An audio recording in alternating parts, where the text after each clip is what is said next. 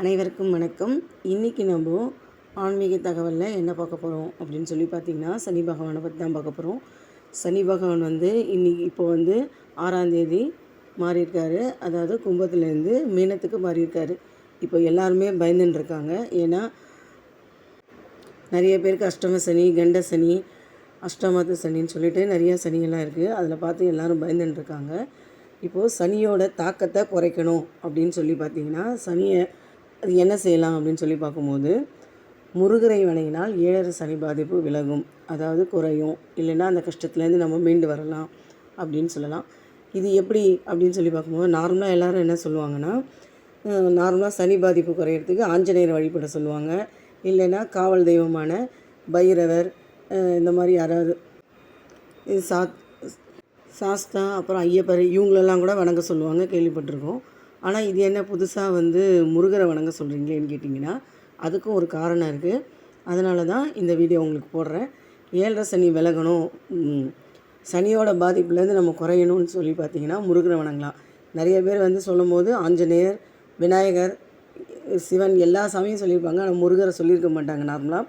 ஆனால் முருகரை வணங்கினீங்கன்னா 7 சனி பாதிப்பு விலகும். இல்லைன்னா அட்லீஸ்ட் அதை கம்மி பண்ணும். நம்மளால் அட்லீஸ்ட் தாங்க முடிகிற அளவுக்காவது நமக்கு கண்டிப்பாக சக்தி கொடுப்பார் ஆண்டவர். நீங்கள் முருகரை வணங்கிட்டு வரும்போது கண்டிப்பாக சனி தோஷம், சனியிலேருந்து வர கஷ்டங்கள் எல்லாமே விலகுன்றதை நம்ம கண்கூடாக பார்க்கலாம். இதுக்கு எப்படி நான் சான்றோடு தான் சொல்கிறேன். இது எப்படி நீங்கள் சொல்கிறீங்க, எவ்வளோ கடவுளை சொல்கிறாங்களே, நீங்கள் ஏன் முருகரை சொல்கிறீங்க அப்படின்னு சொல்லி கேட்கும்போது, நான் உதாரணத்தோடு தான் சொல்கிறேன். இப்போது எப்படின்னு சொல்லி பார்த்தீங்கன்னா, நார்மலாக இந்த ஜாதக கட்டத்தில் பார்த்துருப்பீங்க, மேஷத்துலேருந்து மீனம் வரையும் மொத்தம் 12 கட்டம் இருக்குது இல்லையா? அந்த 12 கட்டத்தில் சனி மேஷத்தில் போய் உட்காரும் போது பார்த்திங்கன்னா அவர் நீச்சமாகிறார்.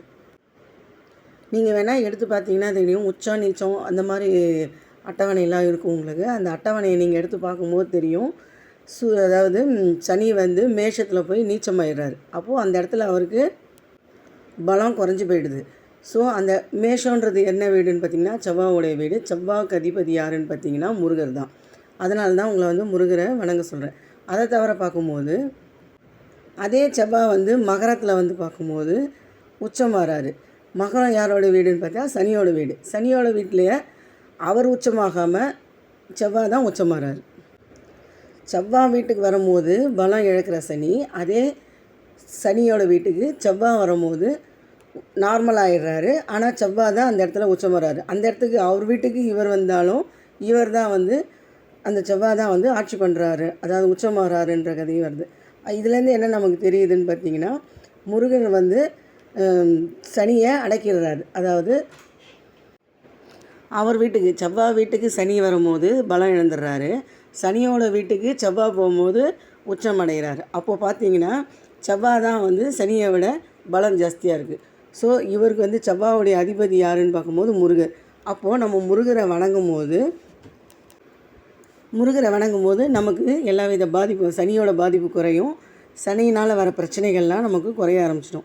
ஆனால் ஒரு விஷயம், எக்காரணத்தை கொண்டோ நம்ம தப்பு செய்யக்கூடாது. தப்பு செஞ்சோன்னா அது முருகரே ஒத்துக்க மாட்டார். நம்ம நியாயமான விஷயங்களுக்கு கோரிக்கையாக இருந்தால் கண்டிப்பாக முருகர் நமக்கு துணை இருந்து நமக்கு நல்ல காரியங்கள்லாம் செஞ்சு கொடுப்பாரு. இனிமேல் சனியோட பாதிப்பில் ரொம்ப கஷ்டப்படுறோன்னு ஃபீல் பண்ணுறவங்க கண்டிப்பாக முருகரை வழிபாடுங்க. முருகரை வழிபடுறதுனால எல்லாவித சகலவித சௌபாகியம் கிடைக்கும். நம்ம எல்லா வித நல்ல காரியங்களையும் செஞ்சுட்டு முருகரையும் வணங்கிட்டு வந்தோன்னா சனி பாதிப்பு சுத்தமாக அகன்றும். அதனால் இனிமேல் எல்லா கடவையும் வணங்கல தப்பு இல்லை. ஆனால் முருகரை வணங்கும் போது சனி பாதிப்புலேருந்து எல்லா வித கஷ்டங்களும் விலகிடும்ன்றது நான் இன்றைக்கி ஆதாரபூர்வமாக விளக்கியிருக்கேன் உங்களுக்கு. இந்த மாதிரி வீடியோலாம் உங்களுக்கு பிடிச்சிருந்ததுன்னா லைக் பண்ணுங்கள், ஷேர் பண்ணுங்கள் ஃப்ரெண்ட்ஸ். ஓம் நம சிவாய.